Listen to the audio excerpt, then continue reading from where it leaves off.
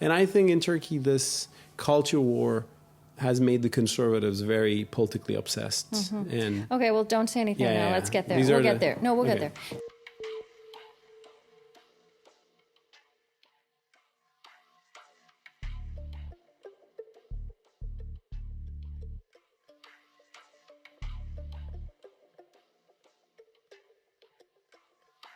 I do want to start with, the fact that what we now call the Middle East was, once part of this empire that was one of the largest and longest empires in history, 600 years, the Ottoman Empire. And here we are, this place that was the center of it. And what do I think about that? Yeah, well, that still matters. And maybe it matters in a new way now. For sure. What we call the Middle East today was the Ottoman Empire until the 20th century. And as a Turk, I'm not saying this only with a sense of pride or nationalist ethos. I'm saying this also as a historical basis for reform, democracy, and change in this region. Because one thing that is little noticed about the Ottoman Empire in this part of the world or in the West is that the Ottoman Empire had a very long and interesting and phenomenal period of modernization. I mean, when the empire collapsed, it was not this medieval monarchy where the sultans rules. It had become a constitutional monarchy with a parliament, an elected parliament. It had Jewish and Christian members in that parliament. Laws were introduced which gave more rights for women. Jews and Christians of the empire had become equal citizens, which is still not the case in some countries in the Middle East, like Saudi Arabia for sure. And the Ottoman elite, the statesmen of the empire and the intellectuals, had discussed these issues. For example, the synthesis between Islam and democracy, which is now being debated again in the first decade of the 21st century, it was discussed by Ottoman scholars, and it was Ottoman intellectual Namık Kemal, who I quote in the beginning of my book, who said, well, democracy actually corresponds to the Islamic idea of consultation, and the Western principle of freedom, liberty, these actually come from the roots of our religion, the idea of individual rights. Yeah, you've also talked a lot about how there's a great emphasis placed on individual responsibility, which is compatible with the democratic ideal. Definitely. I think if you don't have a strong base of political liberalism, your democracy will be also troubled. Because right now in the Middle East there is democratization, but I also see the difference between a liberal democracy and an illiberal democracy where individual liberties are not secured. And even Turkey is still struggling with those nuances. And I'm sure those problems are there in Tunisia and Egypt, especially right now these days. But the Ottoman effort of modernization in the late 19th century, called the Tanzimat, the reorganization period, in which the Islamic Caliphate, the most authoritative Islamic institution on earth, really tried to incorporate some of the systems and ideas that we call Western. And these are liberal Western ideas. Yes. Because from the West, we also had some bad ideas coming to this part of the world, like fascism, or the idea of a single-party state which still dominates Syria, for example. So not everything that came from the West is great, to this part of the world. But I think liberal democracy is the better side of the Western modernity, in my point of view. And the Ottomans tried to incorporate that in late 19th, early 20th century. And I think the struggle there is very valuable because it shows that democracy has some local roots in this part of the world. So that's an important piece of this history that you draw on now. Well, sort of. I mean, in my book, Islam Without Extremes, I go back to the earliest centuries of Islam and show some of the early discussions, theological discussions, which would help us today to nurture some liberal ideas. But I also focus on Ottoman reformers of the 19th century and show how they addressed tough questions like apostasy, because apostasy, which is like changing your religion from another religion, which should be, of course, free, is banned in classical Islamic law. But if you go back to the origins of it, you see that it was banned out of a political consideration. It was seen as changing your side in battle. But ultimately, the Ottomans realized this, and they, set apostasy free. So it became possible in the late Ottoman Empire to become a Christian if you're a Muslim. Or there were even open atheists in the Ottoman Empire who were advancing philosophies of some atheist European thinkers. And Ottoman Islamic scholars did not behead them or did not stone them. They wrote books criticizing their philosophy and advancing the Islamic philosophy. So I think that sort of open debate and discussion is what we really need in the Middle East. And the people who think that it is never unheard of in this part of the world are wrong. Okay. There are liberal trends in the Middle East, and there are, of course, very authoritarian and tyrannical trends too, and they have struggled throughout centuries. And in my book, I'm trying to show all these different colors in the history of what I call Islamdom. So modern Turkey, what we would think of as modern Turkey, was born after World War I. And then there was what is referred to as the secular revolution of Mustafa Kemal Ataturk. You would have grown up in that world. You would have been born into that world. I wonder, how did you... I'm curious about this because Ataturk clearly, just having been here a couple of days, is still such an important figure. Oh, cult of personality. Right? Totally. Yeah. So what was it like? How did you think of Ataturk and the Turkish identity, which at that point was secular, growing up here? Great question. First of all, I should say I think secularism is a bit overrated. Because secularism, in the sense of cleansing religion from the public square, especially in the French way, is not a guarantee for either democracy or liberalism. We have had many secular tyrants in this part of the world.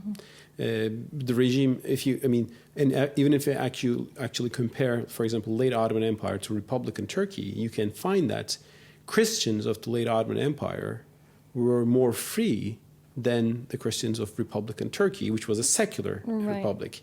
Because with nationalism, yes. because with secularism came also nationalism, which was a much less tolerant force than the classical Islamic ideas of different faiths.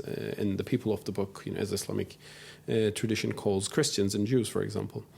I believe in principle in a secular state. I think it's a good idea to have a state which is not defined by religion. But if that state is defined by some other philosophy than religion, such as Marxism, Leninism, as we saw throughout the Cold War, or fascism, then that can be an even worse example.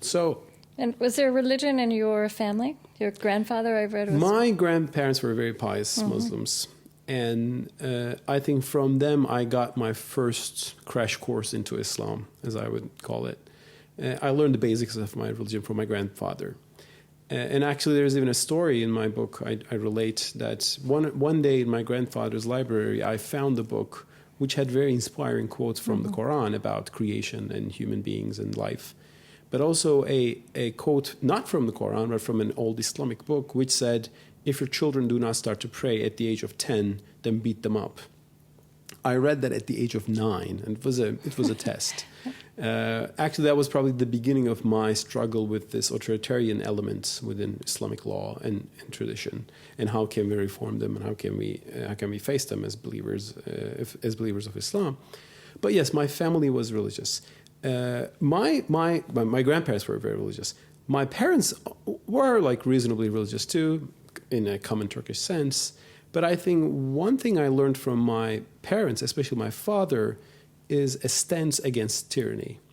Because my father, like almost every politician and intellectual in 1980s, were imprisoned by the military junta in 1980 for nothing. And I saw him. Your father was an intellectual. He was an intellectual. He was a writer. He was also a politician. So the military junta arrested some 600,000 people, and many people were tortured in 1980. That was the most brutal military coup Turkey had. And I, at the age of 8, saw my father behind the barbed-wired corridor in this military barracks, which looked like a Soviet gulag. And that day I said, well, probably in my mind, tyranny is evil. Like imprisoning people for their ideas, for their beliefs is wrong. So in my upbringing, I've also seen that, I respect and I actually like the U.S. idea of a secular state in the sense of separation between church and state, which also protects religion as well, not just the state. Right. You've made the point that that secularism, as it was embodied in the Turkish government, you said was secularist. And that it was not modeled on, it was modeled on the French idea of freedom from religion and not the American idea of separation of church and state, a secular state in which religions are free. Totally. I think one of the biggest tragedies of the Muslim world in the 20th century, the Islamic Middle East, is that it never experienced a liberal republic like it is in the United States. The so-called modern secular republics in this part of the world were always one-party states, like the Kemalist system in Turkey, or the Nassers and the Mubaraks of Egypt, right, or the Ben Ali of Tunisia. And so the alternative quickly became the Islamic radicals, which resisted these secular authoritarian regimes. So the Middle East was haunted between these secular authoritarians versus Islamic authoritarians. And the middle ground, as a political system of pluralism, and call it liberal democracy, was hardly experienced. Now, I'm happy to see that with the Arab Spring, it's for the first time that we see not the sudden emergence of a liberal democracy, for sure, but the first twilights of a would-be liberal era in the Muslim world. And Turkey, if we are lucky for one thing, we are not lucky because we had a secular one-party state. Arabs had that too. We are lucky because we had our first free and fair elections in 1950, and since then, Turkey is a functioning democracy with a lot of flaws, with military coups, with still illiberal laws and freedom of speech, but we had more chance to experiment and with a multi-party democratic system. Just Egyptians are trying it just for 6 months right now. Yeah, it's in its infancy. It's a new thing for them. And I want to talk about Turkey and the world right now, but I mean, I do want to point out that so Erdogan, who is the leader now, the prime minister, was mayor of Istanbul. He also went to prison for inciting religious hatred. But it seems that he's undergone, he certainly has undergone also a kind of metamorphosis with the experience of power. Yep. And I also have read you writing about your father having a similar kind of a trajectory, or I don't know what you've said. He was a right-wing intellectual who became liberal but attached to conservative values. And he now supports Erdogan, is that right? To some extent. To some extent. Actually, both my father and I think, can be considered on the center-right tradition of Turkish politics. So both he and I have opposed military coups and against secularist authoritarianism. But he also criticized Islamists of Turkey as well. So he have always defended the basic principles of liberal democracy. And I think both my father and I, in our columns, have defended the AKP in the face of the establishment which wanted to wipe out the party. Right. Like close it down, or like launch a military coup, a judiciary coup, as we call it. Right, the AKP is Erdogan's party. AKP is Erdogan's party, for sure. And I think Tayyip Erdogan's party, the AKP, the Justice and Development Party, has had a really great start. I mean, in their first term was a great era in Turkish politics of EU reforms, liberalization, more rights for Kurds and minorities, women, economic boosts, and so on. Their second term was a big struggle between them and the establishment, and I have supported the AKP, Erdogan's party, in the second term too. But in the third term, now they have defeated the establishment, now they began to enjoy power, and now they're showing some of the symptoms of the people that they got rid of. So the symptoms of power, I suppose. I mean, Lord Acton was very right when he says power corrupts and absolute power corrupts. Absolutely, and I think we see the evidence of that in the AKP right now. Perhaps it's a big, it's a sort of disappointment for some people, including me. I still don't see any party which can probably rule Turkey better than the AKP right now. But the AKP lost its initial reformist edge. Secondly, Erdogan's personality is it can be an asset, it can be a problem for democracy. It's an asset because he's a very hard, dynamic leader, very, very determined, very willing to do what he sees as right. He's a decider, to use a term. But also he doesn't like to be criticized. He wants total obedience in his party to his charisma. So he's this man on the fist, his fist on the table, all the time. And we are seeing the downsides of that, character and that personality, I think, in the AKP's third term. The problem with AKP, the Erdogan's party, is not that it's too Islamic, as people have said from the beginning. I think they have made a great example by moving from classical Islamism to what I call a post-Islamist, more center-right oriented, like economic focus and so on. But I think they're proving to be too Turkish. Too Turkish, okay. In the sense that they show all the classical problems of Turkish politics, like nepotism, supporting your own people vis-a-vis the other people, not being very professional, not being very transparent in party affairs. So there are reasons to be disillusioned by the AKP right now to some extent. Now, it seems to me that you became more religious, or are you more religious than your parents, or more sympathetic towards Islam as a... I am more theologically inspired than my parents, but my social life can be sometimes even more liberal than my parents. They never dated like people. I mean, they married at the age of 22. I've lived in a more global world, travel more, and have more international friends and so on. How did that happen to you? How did you start to become, I like that, theologically inspired? Well, because I think my parents lived at a time when your identity was very well defined by your family and your upbringing and your culture and your surroundings. Whereas I lived at a time when who we are, what is the right thing in life, what are the purposes of life, became questions that need, more rethinking. And in my final years in high school, I met with religious people, like a religious movement, the Nur tradition in Turkey, the people who read the books of Said Nursi, an Islamic scholar who died in 1960. And I was inspired by their teaching, and since then I became very, personally religious. But over time, I also decided that I'm not following any particular school of thought or any particular community. That's why I ultimately define myself as a freelance Muslim. Okay. But I think my conviction to my faith, my loyalty to the foundations of my faith remains, and I hope it will remain forever. And I sometimes make this analogy, which is very imperfect, but I think is still useful to talk about. I mean, you've been in the United States a lot. Yeah. Again, all things being relative, and the circumstances are very different. But the U.S. also had a secular period in the latter half of the 20th century, where elites became very secular, and the academy became secular, right? And there was an illusion of government being secular and workplaces being secular.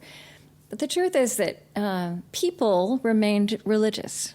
You've seen that bubble up again to the surface in some ways that are difficult, and in some ways that I think are just, it's just become more apparent. And I wonder, do you think that's true in Turkey as well? It was a secularist regime and culture officially, but people were still Muslim, and now, you may be a good example of what it looks like when that's just open again for people to discover. There are certainly similarities between American and Turkish societies in the sense, when you look at the number of people who believe in God, who pray every day, it's actually very similar, Turkish and American societies. Peter Berger, a great U.S. sociologist, once said, U.S. is a country of Indians ruled by an elite of Swedes. Right, so Indians being religious people and Swedes are the secular. I, in return, said Turkey is a country of Indians ruled by a group of North Koreans. I wish we had Swedes. At least they were liberal. But North Koreans, they have their own cult of personality and they're very authoritarian so on. So that was the Turkish scene until very recently. So a bit like the rise of the Christian right, the moral majority under Reagan, and the heartland of America, and defying the elites, the blue America, or of San Francisco or New York. That sort of feeling is a bit similar to the rise of the Islamic, muscle or the Islamic energy in Turkey. It would have been very bad if this Islamic revival was like in Iran.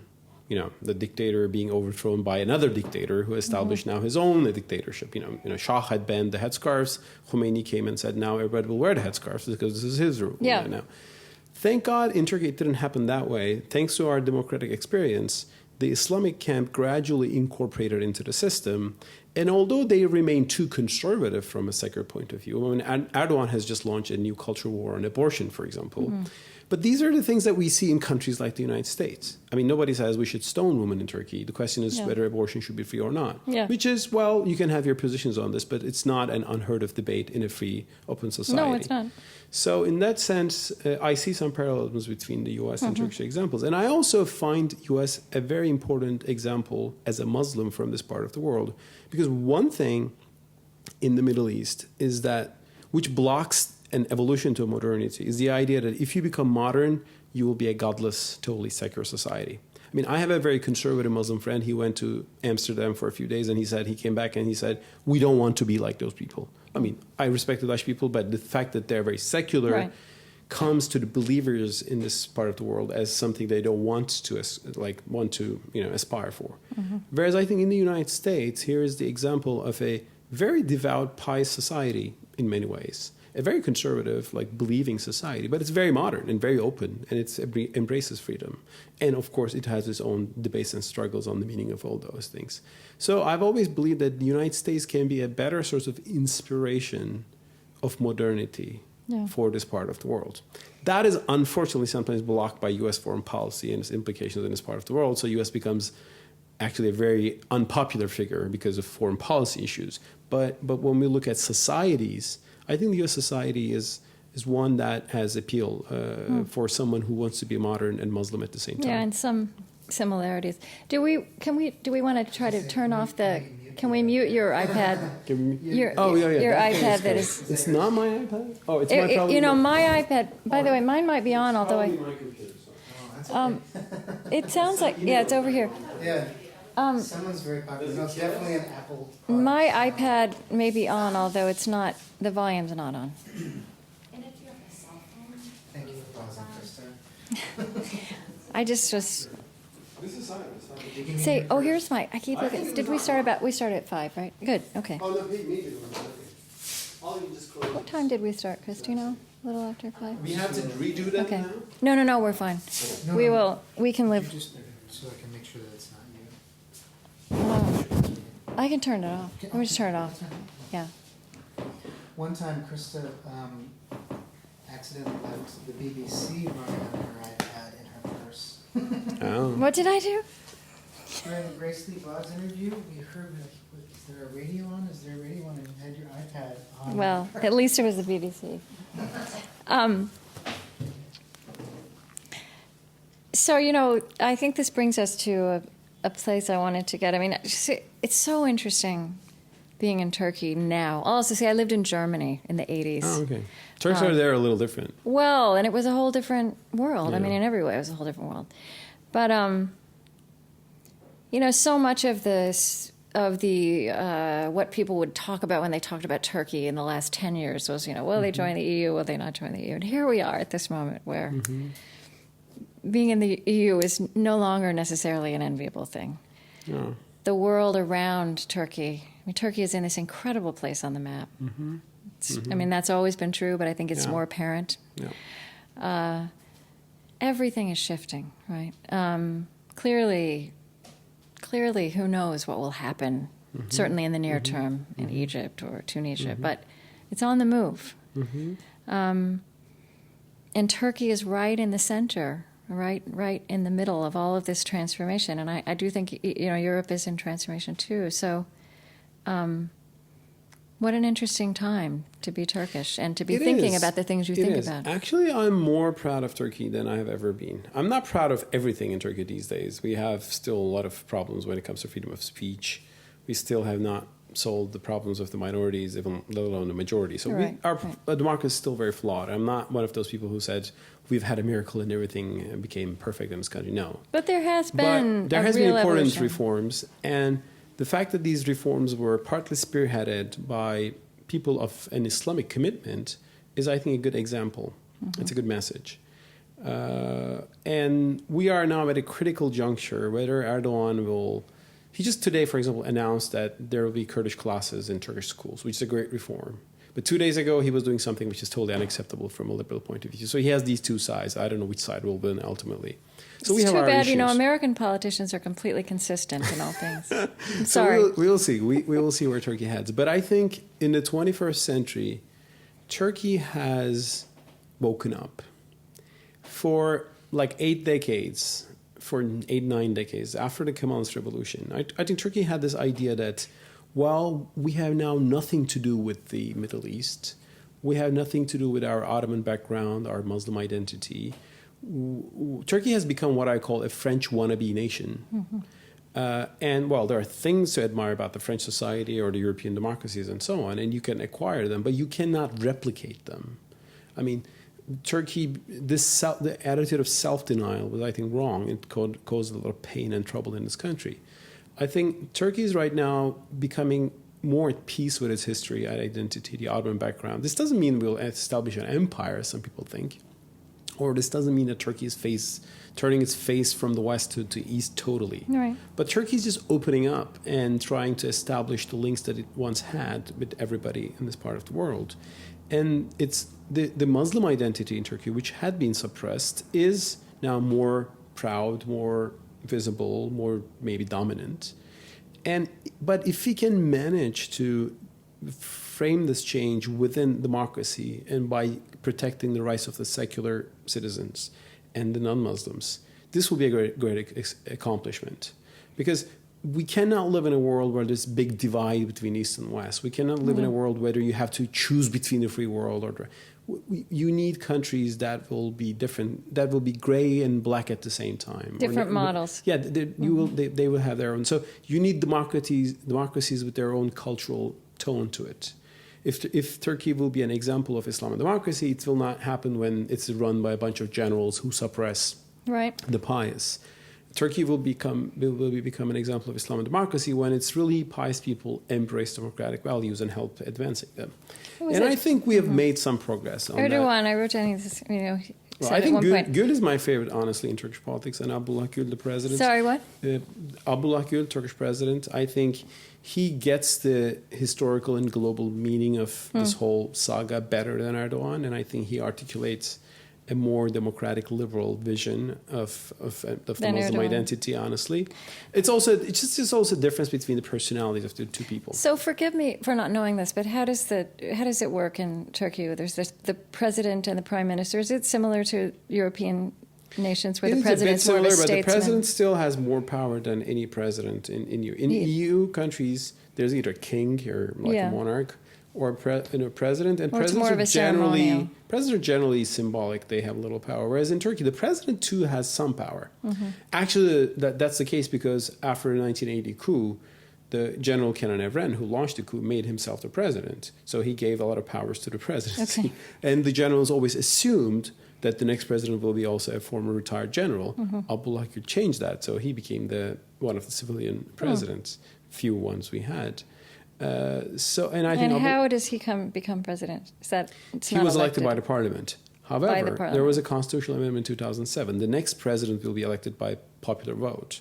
So we will have the first popularly elected president of Turkey in 2014, and apparently Erdogan wants to be that person. Okay. He even wants to increase the powers of the presidency even more, maybe having a transition to a French system where presidents like Mr. Sarkozy have the upper hand, although there's still a prime minister and a cabinet. Right. We will see. I mean, Erdogan is certainly a political leader who doesn't shy away from political power. He loves to have it more and more. Well, I mean, here's something he said that sounds like an American politician. When I'm at home, I'm a Muslim. Could be, yeah. When I'm at home, I'm a Muslim. When I'm in the office, I work for democracy. Yeah, sure. I mean, the thing is, Erdogan wants to be this leader who democratized Turkey and who makes Turkey a world power, who has boosted Turkish economy. And he's accomplished some of these already. But how well he understands democracy is a good question. And I think he does. I think his temptation to power sometimes overshadows his commitment to democracy. But it shifts and moves. One day you wake up and you hear a very liberal Erdogan. 2 days later, you wake up and see a very angry Erdogan who doesn't sound like a democratic leader at all. So we will see what happens. I also think the point you're making is that the the evolution and the maturation of Turkish democracy is bigger. It's a bigger question than Erdogan. And it is. It's also a question of how can we decentralize power, bring a system of checks and balances, and how do we get rid of this political culture which always sees everything in a zero-sum game. In Turkey, there's a saying, there's a phrase. It says, "If you give your hand, you will lose your arm." Mm-hmm. Well, my argument is that if you don't give your hand, you can never have a handshake. So if you don't make concessions on some issues, you will never come to a consensus and agreement. So we still don't have a basic social contract with regards to Kurds, right, with regards to the divisions between the secularists and the Islamists. I think on the secularism issue, we have come to a basic live and let live consensus, although cultural wars are going on abortion now on some issues. But I think it's in Turkey, many people accept, the majority accept that if people want to wear a headscarf, let them wear it. If they want to wear a miniskirt, let them wear it. And that is what you see here. You see everything all together. You see that, for sure. And actually, by that example, Turkey is now meaningful for the Arabs. Yes. There are many Arab tourists coming to Turkey, and they see huge mosques with a lot of attendance, and they see huge bars with a lot of attendance. Mm-hmm. And that's what Turkey is. And maybe they want to be like this country now. Yeah. I attended a year ago, 2011, the U.S. Islamic World Forum, which Brookings I was there and were you there this 2 year? weeks ago, yeah. This was right after. I mean, this was March 2011, April 2011. Okay. Everything was fresh, the Arab Spring, and it was very striking to watch one after the other. Egyptians, Tunisians, stand up and talk about Turkey as the model they were looking at. And I felt like the Turkish participants, even themselves, were just beginning to take this in. This new role, this new visibility with all the new possibilities. And I wonder how you think that may, come into this. There's a fermentation of sorts going on, but how does this new almost responsibility that's been handed to Turkey, how are you taking it in, and how might it play into what's happening?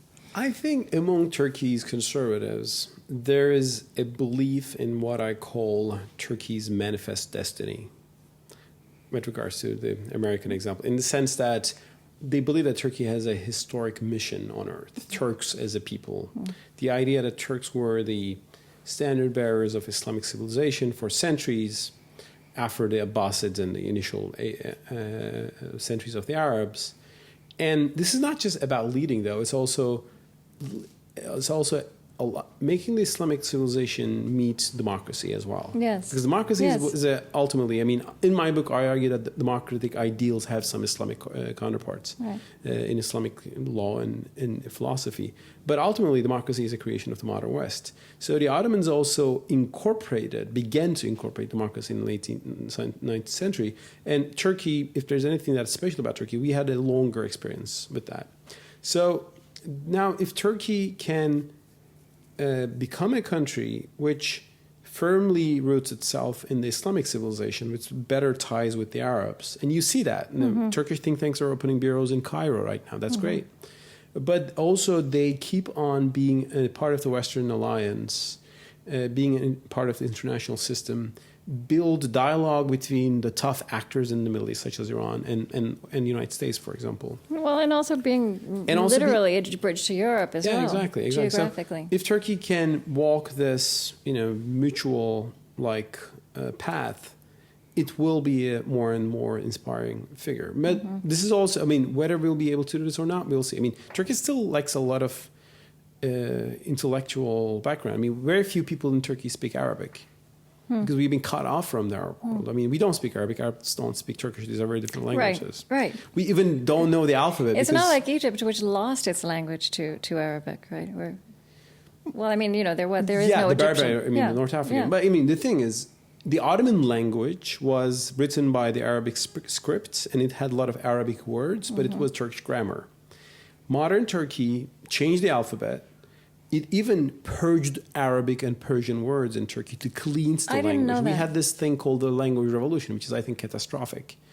The number of the Turkish vocabulary shrank because we had to get rid of the Arab and Persian words, and Turkish language institution a construct of the new regime, created new dictionaries by artificial words. This was the Ataturk regime. Yeah, that was the Ataturk regime. Yeah. So the idea was to de-Arabize and de-Persianize Turkish culture.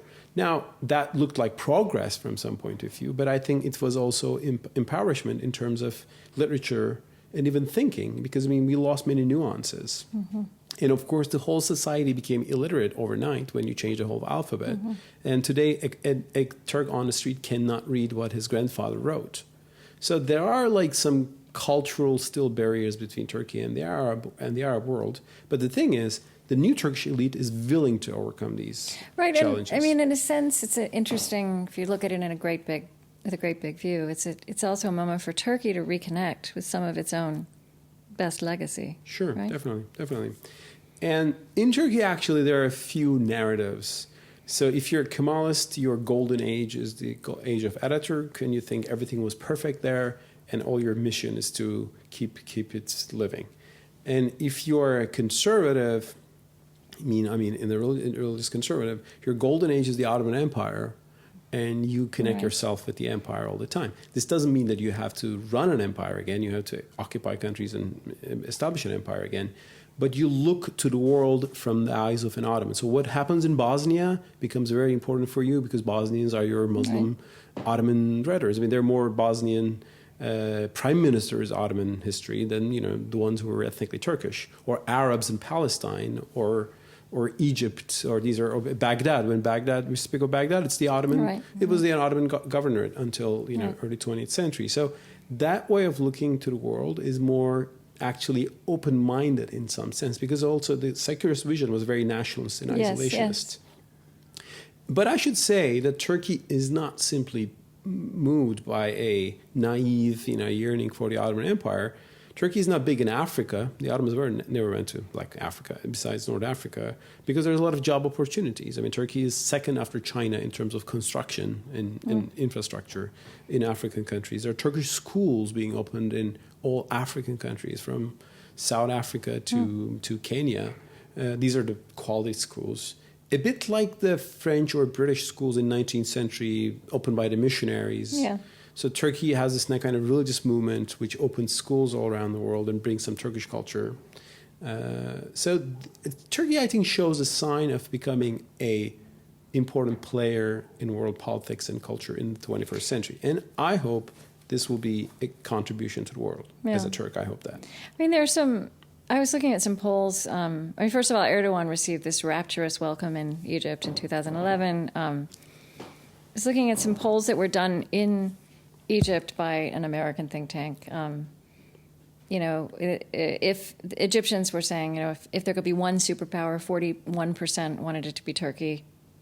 Saudi Arabia got 25%. The U.S. got 5%. What was the other? Very admiring of Erdogan as a leader, and much more admiring of Turkey than, for example, Saudi Arabia, than in terms of the model of the role Islam should play in society and in politics. But I wonder, I was kind of interested. You've written about the Islamic Calvinists in Turkish in 1980s Turkey, who were part of the renewal of this place. I mean, I just want to ask you what, to you, we've been circling around this, but, if Turkey is presenting a model for emerging democracies with Islamic populations, what are some of the components of that? First of all, probably I should say, I think there are three models right now in the Middle East. One is Iran, and that's the model of the people who want to fight and establish theocracies and resist Israel in the sense of destroying Israel. The other one is Saudi Arabian model, which is politically moderate, like willing to have a two-state solution and so on, but religious-wise very authoritarian. Like you have religious police. So I mean, Saudi Arabia is the model of the Salafis in Egypt, for example. And then there's Turkey now as a new model. I mean, Turkey was irrelevant 10 years ago because it was a secularist country, which didn't even look to the Middle East, which was run by a cadre of generals who banned the headscarf, who would take Turkey as an example. But the new Turkey is an example. It's an example for those people who want to be loyal to their tradition, their religious values and so on, but also who want to be a part of the modern world, who do not want to be a yes man for Western capitals, but who wants to work with them. So I think there's an interesting nuance there. So Turkey is the model right now, for example, the Nahda party in Tunisia, which says, well, we are Islamic people, we come from Islamic backgrounds, but we will not establish an Islamic regime. We will, work with the secularists and focus on economic development and reform and modernization and so on and so forth. So in that sense, I think Turkish model, how well the Arabs understand this is a good question, because there's a cultural disconnect. Yeah. And secondly, I should also say that Turkish model cannot be imported. I mean, every country has its own history, background. I mean, so it would be naive to say that everybody should copy Turkey. But just as an idea that, well, you can be like the Turks in the sense that you can be still visibly and seriously Muslim, but you can focus on economic development. You can work with the West. You can still, have a not very promising, but still not that process with the EU. And you can be even a part of NATO, but this doesn't mean that you're betraying your values. Right. You can stand for Palestine, but you don't have to oppose Israel's existence. So, because, as much as, Turkish government is pro-Palestinian, they're not anti-Israel. I mean, they've criticized Israel strongly, maybe too strongly on some issues, but ultimately they want a two-state solution. So combining all those things, I think, makes Turkey a source of inspiration for the Arab reformists who, with the in the post-Arab or Spring world, want to have political movements that are respectful to religion, but that are also modern and realistic. Yeah. I really like this idea of Islamic Calvinists. Again, there's an echo for me of early American democracy, where all of the organizations of civil society for a long time were Christian. The Rotary Clubs, the Chamber of Commerce, the YMCA, which is now just the YMCA, but it was it was Young Men's Christian Association. And then gradually, over generations, there was a secularization of those. Islamic Calvinists is a term coined by a European think tank, European Stability Initiative, which studied conservative businessmen in Turkey, and especially heartland of Turkey, the Midwest of Turkey. Conservative meaning what? Religiously conservative? Religiously conservative businessmen who open up very successful companies. They create like refrigerators or TV, or they produce blue jeans and sell to Africa and the Middle East and four corners of the world. These very successful, economically entrepreneurial, hardworking businessmen. So especially cities like Konya and Kayseri, which are at the very core of Turkey and very religiously very conservative cities, they found that the businessmen here say Prophet Muhammad was a merchant. So when they look at Prophet Muhammad, they don't see a warrior, but they see a businessman.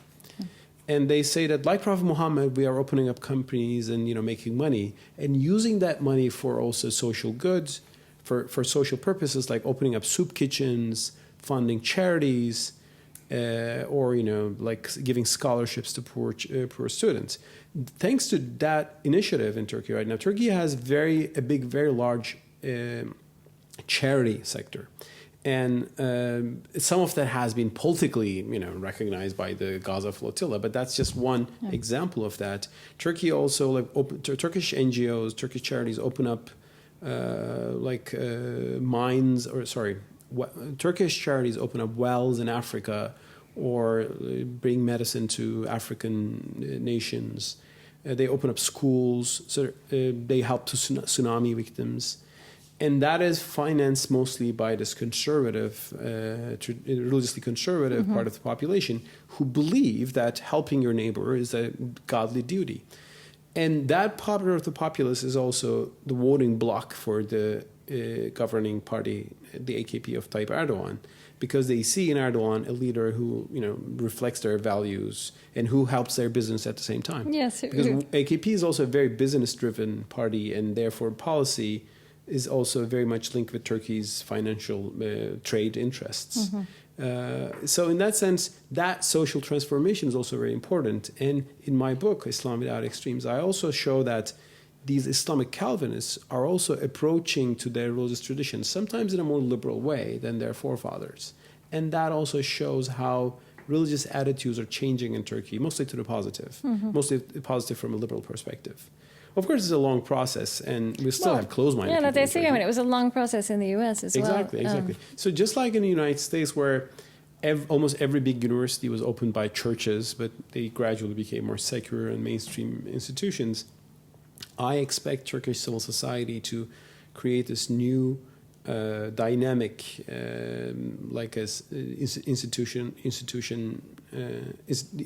I expect the Turkish civil society to create more dynamic institutions, and I see that the very process makes them look at the world from a more liberal, from a more globalist and pragmatic perspective. I'd be curious about, obviously over the last 10 years, I've talked to a lot of people about Islam, like what, this moment in time within Islam. And clearly it's over 1 billion people, and there's not one face of Islam. But just from where you sit, and even across your lifetime, I mean, you actually were not raised that religious. You, as you said, are theologically inspired now. I mean, how do you think about what is happening in this moment inside this tradition? Well, first let me say that Americans hear about Islam, unfortunately, by looking at or hearing about the most unpleasant elements of the Islamic civilization. And it is happening the other way around on this part of the world. I mean, in 2010, the most frequently quoted pastor in America in the Turkish press was this gentleman in Florida who wanted to burn the Quran. He did not represent mainstream Christian attitudes, but he was on the news all the time. So there are some very radical Islamic scholars or imams who are disrespectful to other faiths, and they make the news, although they don't represent the mainstream Muslim position. Having said that, I should acknowledge that, Islamic world needs a lot of change. We need change on issues of religious freedom. Islamic world was once a beacon of religious freedom when compared to Catholic medieval Europe, but now it is not. We need reform on women's rights. We need reform on minority rights. We need a more open mind in many issues. But this change will not come when Islamic countries are being occupied by foreign powers, or they will not come when there are secularist dictators which put people in prison for being pious Muslims. Actually, those traumas have blocked the way for reform in this part of the Middle East. What we need is change within. What we need is a dynamics of change that will be loyal to Islam, but will be also more pragmatic and rational and open-minded about the world. And that depends on economic change, that depends on raising a middle class, and that depends also on intellectuals and artists and thinkers and community leaders who will be, again, loyal to their faith, but who will also ask for change, who will ask for openness for the sake of the faith, not at the expense of the faith. Right. In the U.S., sometimes some people become famous. I mean, you see sometimes ex-Muslims who say Islam is a very bad religion. I left it, and yeah, there are people, and I respect their stories, although I don't agree with them. I mean, and some Westerners think, these are the Muslim reformers. I mean, it's not possible. I mean, if there will be a Muslim reformer, that Muslim reformer should respect Islam first. Right, moderate Islam it should will be not within be Islam first, and you cannot faithful. expect people who defame Islam to be leading any change in the Islamic world. Sometimes actually they block change, as I said, because it makes people more defensive. So I think the Islamic world, the West should help for sure, but that's the question, or how to help. I mean, again, this is an imperfect analogy, but it's one I find useful. I often say to American audiences, Islam is 700 years younger than Christianity, and 700 years ago, it was Christians who were waging holy wars and burning heretics at the stake. And I don't think, it's not right to say, well, Islam needs a reformation like Christianity had a reformation. Islam will evolve as it evolves. But the difference now is that Islam's problems are global problems, right? I mean, just, the fanatics of Islam have global weapons and transportation and communications. So everyone has a stake in it. But I think it's a real question. I think it's a question a lot of Americans would like to ask. So what would be the role? And I mean, not just for governments, but for citizens. First of all, I mean, I think nobody can come from outside and change the minds of Muslims. Actually, if they do that, they will not be helping the situation here. So, first of all, I think Westerners, I understand the Western concerns about radical Islam. I have those same concerns. Well, most and these of are understandable. it's rightful Muslims concerns. on the front line. It's Yeah, not. certainly. I mean, and I have concerns about radical Hindus who kill innocent Muslims in India too. So there are radicals everywhere. But in the past 2 decades, it's Islamic radicals who have targeted the West most of the time, and I understand the concern. But the reaction should not be, oh, there are radicals, so let's go and occupy a few countries and solve the problem. This is wrong. So some people make analogies between Nazi Germany in the 30s and Islamic radicals of today. That's a wrong analogy.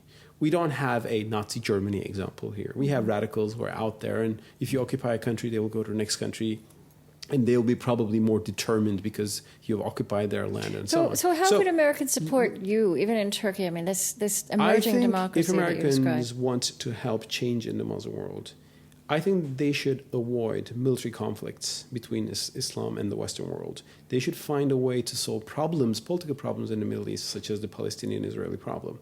And they should engage culturally. I've seen that, like, confrontations between Islam and the West have always created more radicalism on this side, whereas cultural exchanges, more media, more travel, more scholarships, more peaceful interactions, trade, openness, internet. I mean, we owe the Arab revolutions to Twitter, Facebook, things like that. Thanks to American companies for giving us these tools. We appreciate them. Right. But we don't owe it to like a liberal Operation Iraqi Freedom or something, which created more. I mean, I'm glad that Saddam Hussein is gone, but I have seen that the Iraq War also created a lot of resentment against America because it was seen as a colonial adventure. I'm not saying it was or not, but it was seen that way by a lot of people in this part of the world. So I think avoiding a confrontational tone and engaging in dialogue and also economic development is very important in these countries. And I'm not talking about aid here. I'm talking about opening up, allowing the Middle East to develop market economies. It's very important. That's one of the also keys for Turkey's success. We owe Turkey's Islamic Calvinists to Turkey's capitalist free market economy. And unfortunately, the Egyptians don't have that yet. Right. So allowing, like fostering economic change They need some and Islamic development. Calvinists, the Egyptians. Yeah, capitalism is a helpful dynamic sometimes. And I think we also need those economic ties between this West. Let me tell you one thing. When I was growing up, I knew America from Rocky Balboa and Bruce Springsteen. I loved Rocky them. Balboa. Oh, totally. Like I'm a fan. He still has a poster here. So that idea of America as a land of freedom, that everybody goes and who becomes who they are. The story of American Muslims that is little known is also important. I mean, I go to America, I see people praying in the middle of New York, and that's great. I'm happy to see that freedom. That freedom should not be curbed, of course, by some Islamophobes in the United States who see every Muslim as a problem. That's one thing. Secondly, America should be seen not through Abu Ghraib prison and tortures and black sites and Guantanamos of the world. I understand how they came to be, but they were wrong, I think, decisions. America should be seen through Rocky Balboa's and Bruce Springsteen's and Little House on the Prairie. I actually even remember that. My grandparents loved watching that. So those parts of American culture, which has universal value, I think should be seen by Muslims. But if you're living in Palestine and all you know about America is that America supports Israel and Israel in return bombs your country, that's a bad image of America. Another really amazing and fascinating thing about Turkey is, as you say, I mean, you've written that Turkish identity is synonymous with Muslimness, but here we are also in what it was and still is the center of Eastern Orthodox Christianity, 300 million Christians worldwide. We're going to see Bartholomew, the patriarch, later in the week. So Turkey is also an experiment in Muslim-Christian encounter. Certainly, the ecumenical patriarch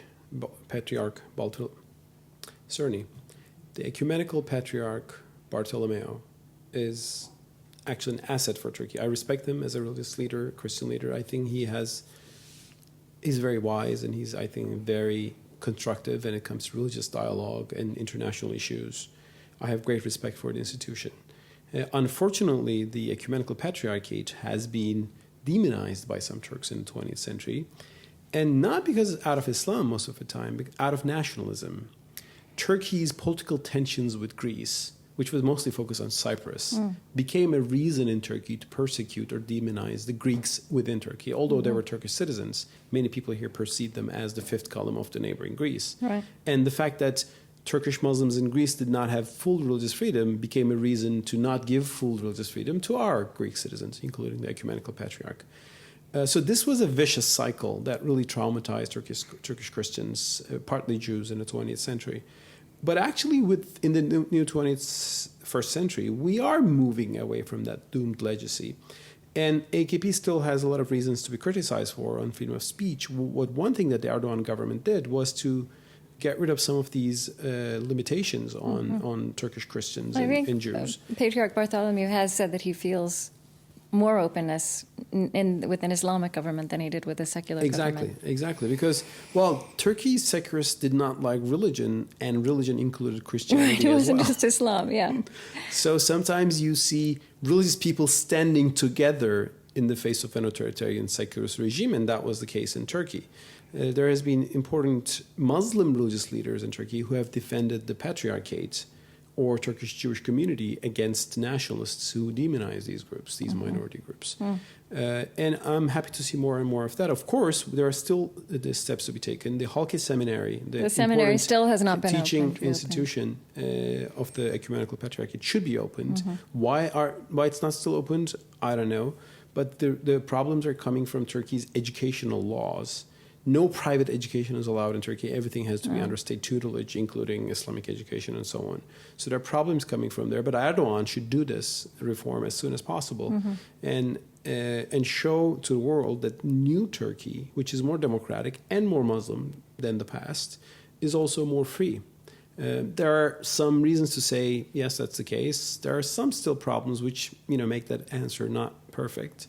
But my hope is that the Erdogan government will keep on reforming, and those reforms will include reforms that will further help the Christians of Turkey. So there's a lot of fear among secular Turks. The world has changed for them in a very challenging way. And I wonder how you respond to that fear. What is the voice for secular Turks now in this emerging Turkish political? Well, secularist Turks maybe. There are differences between secularist Turks and Secular or Turks. secularist? Okay. There can be secular liberals who think differently from the secularists. And there could be secular Muslims as well. Yeah, Right. certainly. Well, secularist Turks should need to understand that, if they want political power, they should win elections. I mean, until now, they held political power through the military or the judiciary, which protected their ideology in the face of elected governments. That's why they got lazy. They have no vision for the future of Turkey. They don't know how to govern an economy. Turkey's main opposition, which represents the secularist main trend in society, they are still very weak when compared to the party of Tayyip Erdogan in terms of their economic vision, in terms of their understanding of the world, in terms of their understanding of foreign policy. So they need to learn how to win votes, as the Islamists have done before. And so they need to be more. They need to start to use iPads or computers instead of just. They're actually more backward technologically and globally. I feel like I don't know enough to ask you the hard questions. Do you think every secularist Turk would agree with that characterization Well, I mean, of them? it depends. But if you go to CHP, like a bureau, election bureau, and if you go to an AKP election bureau, you will see that the AKP election bureau is much more advanced technologically and in terms of their system of because these parties were determined to win elections to come to power, whereas the secularists were always in power thanks to the state, the authoritarian state, which reflected their values. Now that state is gone. Good morning. That's the new world. So now you have to win elections, and actually they're showing some signs of progress. So I'm happy to see that. The CHP is changing some of its old attitudes, trying to look more reformist on some issues. It's a small step for them, but maybe it will be a bit bigger step for us. Okay. I just want to ask you a couple more questions. We talked about this incredible place of Turkey on the map. It means that Turkey is at the center and certainly is poised to be a kind of leader. I also could imagine looking at Turkey on the map with bordered by, well, all the places, Iran, Iraq. I mean, you're at Europe. That you could say this is an impossible place to be on the map. I mean, do you worry about that? Is it how can you move forward with all of that pressing on Turkey? Sorry, can I take a minute break? Yeah, sure. Okay, because my editor might be calling right now. Okay, we're 5 more minutes. I have one more question after this. I'm actually supposed to send my piece at 6, but I can extend a little bit. Oh, I'm sorry. No, that's okay. I'm just trying to make sure that I didn't get 20 calls or something. Okay. Do you need some water as well? Oh, yeah, that'll be great. Oh, no. Someone turn this off? Mm-hmm. Whatever, okay. Okay. Yeah, I'll answer this. Just this, and then just one more question. Okay. Well, Turkey is certainly in a tough neighborhood. We have our longest border is with Syria, which is certainly the world's not most pleasant country. Yeah. The other one is Iran, and there is the Caucasus, Armenia, and we have a close border with Armenia, unfortunately, and there's Azerbaijan and Georgia. It goes on. And so these are all countries with deep political problems. The European side used to look nicer. Right. Greece was okay until recently, but now Greece is collapsing, so we have issues there.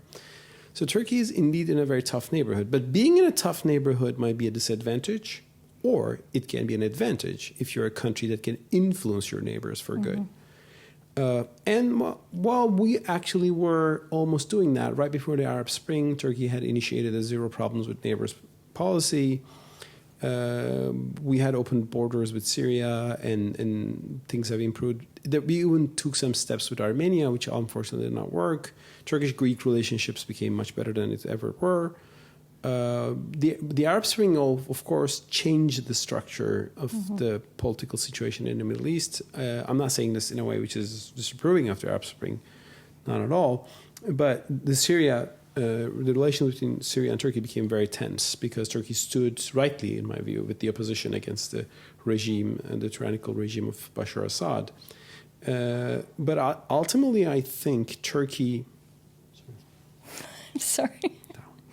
Ultimately, I think Turkey can turn this dangerous neighborhood into an asset for itself and even help its neighbors. For example, one thing Turkey desperately tries to do is to find a diplomatic solution to the nuclear crisis between Iran and the West. Right. Well, we tried a few times. It didn't fully work yet. But the talks in Iran, Turkey can become that. Yeah, the talks in Iran, the talks in Istanbul between Iran and the West was the most fruitful one. And it is Tayyip Erdogan who can have a great meeting with Barack Obama and then next day go to talk to Ayatollah Khamenei and communicate between these two leaders while having their trust, both of them. Right. So that's a rare country. So maybe being on the border of Iran can have an advantage in that sense. We will see. For a long time, Turkey feared anybody that's beyond its borders. When I was in school, we learned that Turkey is a country surrounded by seas from 3 sides and by enemies from 4 sides. That was a motto I learned in school. It was the 80s. And Tayyip Erdogan, the prime minister, he said that Turkey is not a country like that anymore. So Turkey is becoming more global-minded, and I welcome that change. But also we have to be more cautious and sometimes think twice in the way how we act, because we have also seen that Turkish power is not as much as we thought it was in the past few years. Okay, this is my last question. Okay. So as you personally, as you look at the world and the present, what gives you the most concern, and what makes you hopeful right now? When I look at the world, the thing that gives me the biggest concern is the Israeli-Palestinian problem, honestly, because I still see no sign of a 2-state solution or any solution. Well, there can be a 1-state solution, but I think few people want that. And that question, it's been sidelined to some extent by the Arab Spring, and maybe that's good news. But that problem in the Middle East is this engine of radicalization. Every radical Islamic groups begin with talks about Palestine and how it's oppressed and so on. And they might be, and their solution can be totally unacceptable, like destroying Israel. But the very fact that the Palestinians are oppressed makes their rhetoric more acceptable. So I think if the United States can convince Israel to retreat from some of its positions and accept a peace that will be, well, maybe it will give a little bit less land to Israel, but more peace and security, and ultimately give the Arabs to live to land on, that will be very good for the world, for this region. Mm-hmm. But I'm a little concerned about how that is evolving. Okay. I'm also partly concerned about how things will go in Egypt with the Salafis and the Muslim Brotherhood there, and the military is still in power to some extent. However, I also know that in Turkey, nurturing our democracy, which is still flawed, it took a lot of time. So I'm not expecting miracles anyway from the Arab Spring. I basically think that, Arab Spring is a positive development, and I'm most optimistic about Tunisia. As for Turkey, I hope that Tayyip Erdogan, with all his power, will keep on using this power to reform Turkey's laws, to bring more freedom to Turkey's Kurds, Christians, and minorities and everybody. And not simply to boost his own power for hunger. And that's a threat right now in Turkey. I don't want to be unfair to Erdogan because he has accomplished many reforms, mm-hmm. but I can't give him a blank check because I've seen that sometimes he has a tendency to use his power without any restraint. And power, as Lord Acton puts it well, can corrupt. And that's true for everybody, including our Prime Minister. Okay. What gives you hope when you look at the Arab world? What are you most excited about in terms of what's good that's happening? What is I think hopeful about the Arab world is that Arabs now believe in change. They believe that the world can change. Well, it can change for the better, for the worse, but it can change because there was this idea that the Arab world is so stagnant. Yeah. That there was this idea that Arabs love dictators, their culture is prone to dictatorship, so they will never change it. Well, this has changed. There was this idea that Islamists will come and cut everybody and put women in burqas for sure. Well, there are some Islamists who still believe that, mm-hmm. but even they are trying to show that, well, they're not that bad. So I am very happy to see that the Arabs are trying to catch up with the modern world. When the Soviet Union fell, it took time in the post-Soviet countries to develop democracies. They're still not democracies. Most of them are. Still a work in just progress. Look at Hungary, even yes. Hungary, apart yes. EU, and even look at Europe. Some of these right-wing, almost fascist parties that are becoming very popular in Europe. So much for European, values. So there are problems even in Europe right now in EU. So it takes time, but the Arabs, I think, have shown in Tunisia, in Egypt, and Libya that they are willing to change, and that change is not for negative. They want freedom, they want democracy for like everybody else. Because there was this, I think, bizarre argument in the West that Arabs don't want right. freedom, they want dictatorial regimes. Right. Well, they had dictatorial regimes because some Western powers were supporting them for a while. It was one reason. So I think it was not a rightful argument. Of course, and I think Americans should not forget, alcohol was banned in America a century ago. Mm-hmm. And I think it was a wrong idea. And ultimately, Americans realized that it breeds nothing but mafia. But even some of the cultural attitudes change in the U.S. mm-hmm. gradually within the democratic process, so with some mistakes time. Sometimes mm-hmm. and trials and errors. And I think democracies in this part of the world will take some of those routes too. And ultimately, they will learn the lesson that, ultimately what you need is freedom for everybody, justice and freedom for all. Okay, thank you. You're Thank released you. now. My pleasure. But we're Was it going to helpful? be able to make an honorary of this. Oh, yeah, sure. And my sorry.